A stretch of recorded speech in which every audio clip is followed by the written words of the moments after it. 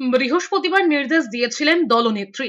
আর শনিবার থেকেই ভুতুড়ে ভোটার ধরতে বাড়ি বাড়ি যাবেন মেয়র ফিরহাদ হাকিম। তালিকা স্ক্রুটিনি করবেন বলে জানিয়েছেন। স্ক্রুটিনি করে কে প্রকৃত ভোটার তা চিহ্নিত করবেন তৃণমূল কর্মীরা, তারপর পাঠানো হবে কমিশনের কাছে।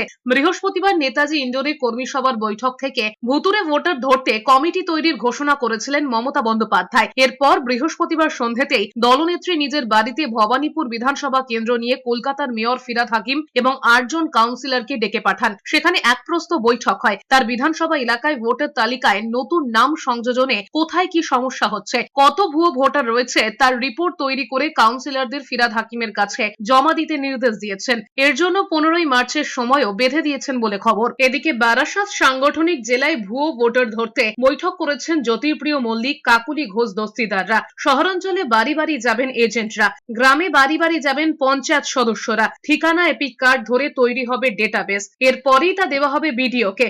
বৈঠকে এমনই সিদ্ধান্ত হয়েছে। মাননীয় মুখ্যমন্ত্রী মমতা বন্দ্যোপাধ্যায় বলেছিলেন যে আমাদের সমস্ত কনস্টিটিউয়েন্সিতে ভোটার লিস্ট সার্ভে করার জন্য আজকে সেই ব্যাপারে আমাদের জেলার যে প্রেসিডেন্ট তিনি মিটিং ডেকেছিলেন আমাদের সাংসদ কাকলি ঘোষ দস্তিদার, সেটা নিয়ে আমাদের আলোচনা হলো।